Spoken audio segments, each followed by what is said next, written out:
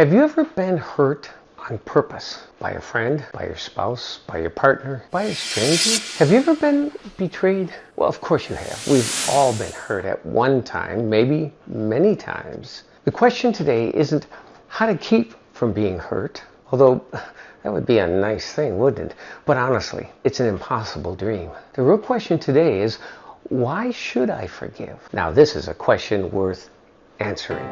Hi, I'm Reverend Bill. If you're asking this question today, why should I forgive? That means you've been hurt by someone, maybe someone close to you. By even asking this question, you feel again the anger, the pain, and the bitterness of betrayal by you-know-who. The anger rises up inside of you and it hurts, doesn't it? I know you want an answer.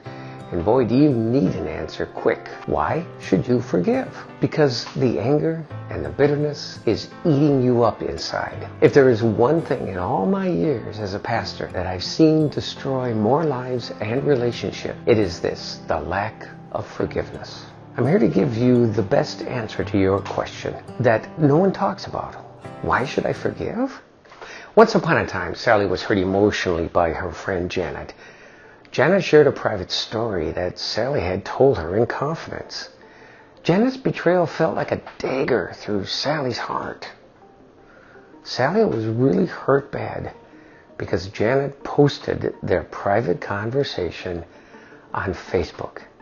And let me tell you, it went viral with all of the juicy details. Sally was feeling betrayed and hurt by Janet. She wanted revenge. She wanted to hurt Janet worse than she had been hurt by her, worse than she felt right now. But Sally knew that the Bible says to forgive and to not let the sun go down in your anger. But she's finding it really hard to forgive her friend, or should I say her former friend. And to make matters really bad for her, Sally is feeling very stressed out by the whole thing and is now having trouble sleeping and even keeping food down. She doesn't know what to do and has not even spoken to Janet in several weeks. Sally is still angry. Sally can't sleep. Sally's all stressed out and Janet hasn't apologized. And Facebook is going crazy upon hearing all of the juicy details about Sally. One night as she was tossing and turning in bed, unable to get any rest, Sally had an idea. Maybe if she wrote down her thoughts and feelings about what had happened, it would help her process everything better. So she got out of bed and she grabbed a piece of paper and a pen. She sat down at her desk and she began to write. Dear Janet, I am so hurt and upset by what you did. I trusted you with something private, and you just went and you shared it with other people. I feel betrayed and humiliated. I know the Bible says to forgive, but right now, I just can't seem to do that. I'm so stressed out, but I can't even sleep. I don't know what to do or how to fix this. I hope someday, Janet, you'll understand and how much you've hurt me, and then you'll be able to apologize, and we can try to move on past this. But for now, I need time, I need space, and I hope we can work this out, and I hope you can apologize so we can move on from this event. Waiting for your apology, Sally.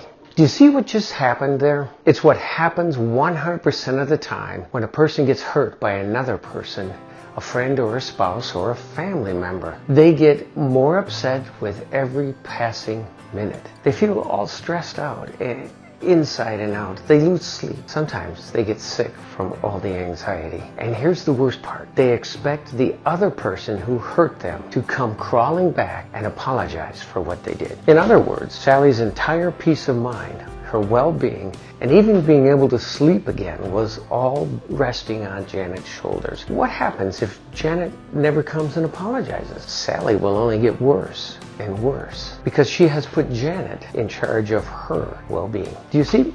what Sally just did? This is important. She gave Janet all the power over her life. And if Janet won't come and ask for forgiveness, then Sally is literally screwed. Excuse my language. Here's a perfect answer to your question about forgiveness. Why should I forgive? No matter what Janet does or doesn't do, Sally can still take control of her own life and move on to something better. The answer to your question, why should I forgive, is hidden right in the word itself. Let me explain. You see it? Forgive. Let's take this apart. I want to tell you the truth that will change your life in an instant if you put it into practice. As one person said, forgiveness is a window through which the world glimpses the mercy of God. It is the window through which you see a new you. One who is free from the stress and anger and anxiety that dwells inside of one when they get hurt.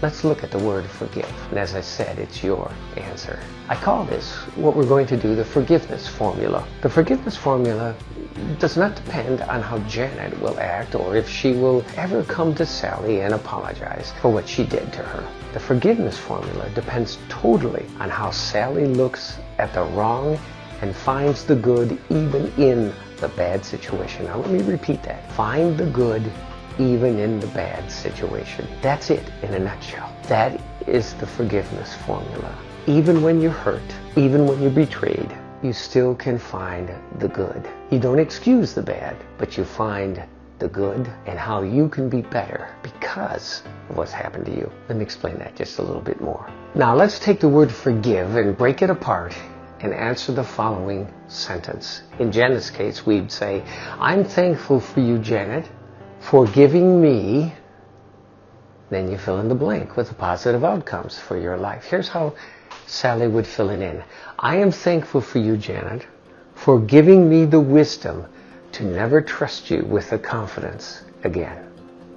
You see, forgiveness is not letting the person who hurt you off the hook. Rather, it is an eager readiness to extend mercy to those who have wronged us and to see how through that moment we have become better and stronger people. When we forgive, we free ourselves from the bondage that someone's wrong has created for us.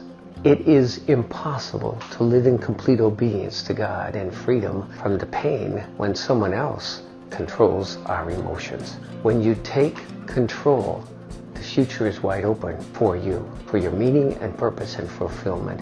As that popular slogan goes, you may be the only Bible that some people ever read. Forgiveness is important. When we forgive, we model God's teachings on kindness, mercy, love, and humility. People cannot see Jesus in us when we are walking in bitterness, anxiety, and anger. When all we can talk about is how we were wrong, how someone has betrayed us, or the wounds, we are then carrying that loss and making it our primary mission to keep remembering. What we learn is that we're better and stronger through life's challenges and tragic experiences when we look ahead and we learn from the betrayal. I think you'll agree that our world is going through some pretty terrible times, tragedies all around us. Yes, this is happening right now, but it does not have to determine how we feel and what we do with our lives and our futures. Forgiveness is not the same as reconciliation. Understand that. We can forgive from the heart while keeping betrayers at a distance. Forgiveness does not allow abusers back into our lives, but it does allow the peace of God back into our experiences. Now, if I've helped you understand forgiveness, I ask that you would like my video, leave a comment, and even subscribe to my Oh My God OMG Stories channel. Now, I've just released a book that I created on forgiveness. It's called The Forgiveness Factor. If you're interested, you can check it out by clicking the link in the description. Thank you. Now, please remember the forgiveness formula.